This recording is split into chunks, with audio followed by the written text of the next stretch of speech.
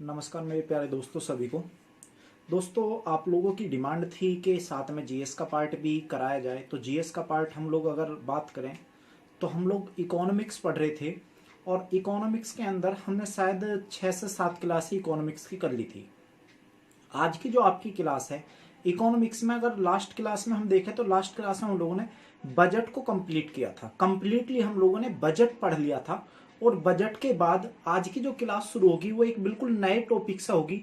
तो ऐसा नहीं है जो पहली बार पहला वीडियो नहीं देख पाया था ये समझ में नहीं आएगा, ये अलग से अपना समझ में आएगा, ऐसी कोई बात नहीं होगी। ठीक है दोस्तों, जो भी कोई हमारे चैनल पर इस समय पहली बार जुड़ा हुआ है तो प्लीज वो कृपया करके चैनल को सब्सक्राइब करें और साइड में जो एक बेल आइकन का बटन है आप लोग उसको प्रेस करना ना भूलें, क्योंकि उसको प्रेस करने के बाद होगा ये, जितना भी हम लोग मैथ, रीजनिंग या जीएस का हम जो भी टॉपिक अपने चैनल पर डाल रहे हैं उसका नोटिफिकेशन आपको साथ के साथ मिलता रहेगा। ठीक है दोस्तों मैं एक टॉपिक के बीच में नहीं बताना चाहता था, शुरुआत में मुझसे एक दो बातें छूट गई थी इस इकोनॉमिक्स की, उसमें से दो तीन बातों में से, जैसे कि फादर ऑफ इकोनॉमिक्स है ना, माइक्रो मैक्रो वगैरह का यूज किसने किया था किसने नहीं किया था, उसकी बात मुझे करनी थी। ठीक है, तो मेरे दोस्त अगर मैं बात करूं, अगर मैं देखता हूं फादर ऑफ इकोनॉमिक्स, अगर मैं देखता हूं father of economics, father of economics यानी कि अर्थशास्त्र का पिता या पितामह कौन है। ठीक है, अर्थशास्त्र का फादर कौन है, पिता कौन है। ठीक है, अगर मैं फादर की बात करूं इकोनॉमिक्स के, देखो मैंने आपके लिए पेन भी बड़े अच्छे अच्छे यूज करने लग गया हूं। ठीक है, अगर मैं फादर की बात करूं तो यहाँ पे जो फादर बनते हैं वो बनते हैं आपके एडम स्मिथ। एडम स्मिथ को फादर ऑफ इकोनॉमिक्स बोला जाता है, यानी कि अर्थशास्त्र का पिता इनको बोलते हैं। ठीक है मेरे दोस्त, अगर बात करूं इन एडम स्मिथ ने किया क्या था, तो एडम स्मिथ ने ना एक बुक लिखी है, एडम स्मिथ ने एक बुक लिखी है, ये थोड़ा बेसिक डिटेल रह गई थी कराने के लिए तो मैं इनको अब करा रहा हूं। इन्होंने एक बुक लिखी है the wealth of nation, the wealth of nation, the wealth of nation. ये जो बुक लिखी गई है ये किसके द्वारा, एडम स्मिथ के द्वारा लिखी गई है।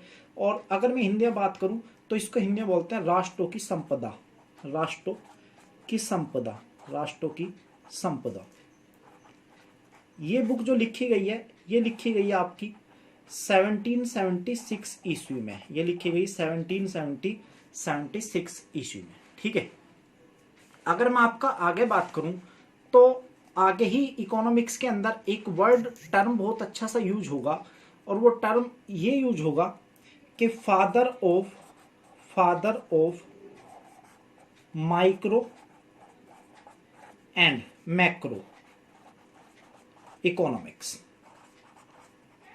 यानी कि माइक्रो और मैक्रो इकोनॉमिक्स के पिता कौन है। ठीक है, माइक्रो छोटा पार्ट है, जैसे ही आपके टॉपिक के अंदर आएगा तो माइक्रो और मैक्रो मैं दोनों ही पढ़ाऊंगा। ठीक है, अगर मैं माइक्रो की बात करूं, माइक्रो का फादर कौन है, तो माइक्रो के फादर आपके एडम स्मिथ ही हैं। तो इसके तो फादर कौन बनेंगे, इसके फादर एडम स्मिथ ही हैं। ठीक है, इनके फादर कौन है, एडम स्मिथ। लेकिन यदि मैं मैक्रो की बात करूं, मैक्रो के फादर कौन है, ठीक है, तो मैक्रो के जो फादर हैं उनका नाम है जे एम कीन्स, उनका नाम है जे एम कीन्स। ठीक है, इनका नाम क्या है जी, जे एम कीन्स नाम है।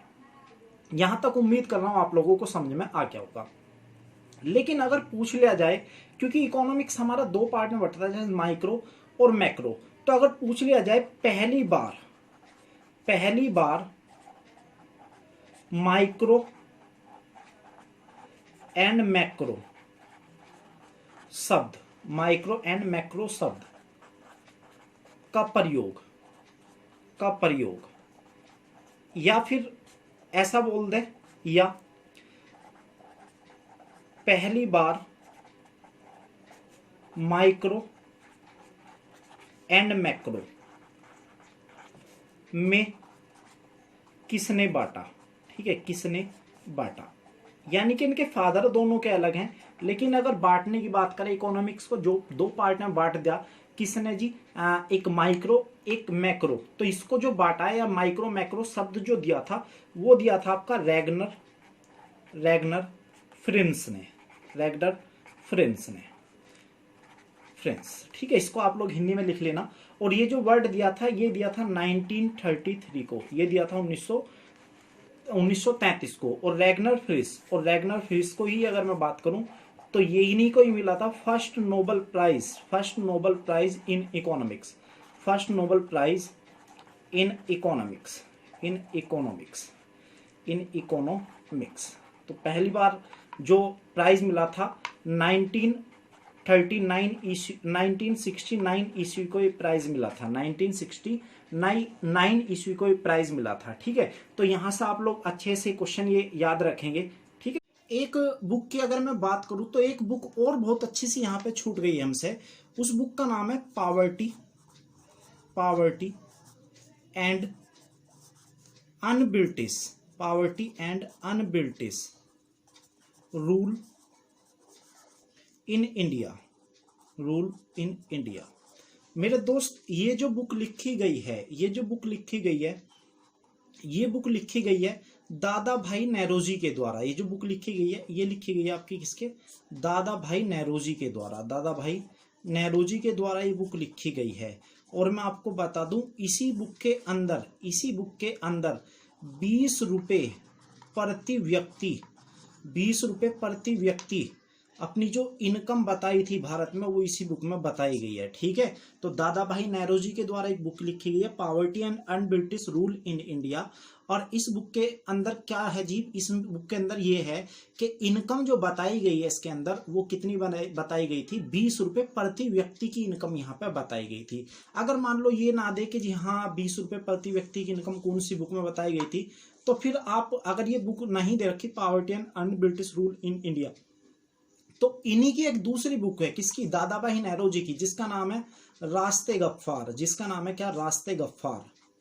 जिसका नाम क्या है जी, रास्ते गफ्फार। तो रास्ते गफ्फार भी किन्होंने लिखे हैं मेरे दोस्त, ये भी लिखे है दादा भाई नौरोजी ने। और इन्हीं दोनों बुक के अंदर दादा भाई नौरोजी ने जो भारत की राष्ट्रीय आय है प्रति व्यक्ति वो बताई थी इनकी कितनी, 20 रुपए प्रति व्यक्ति आय होनी चाहिए।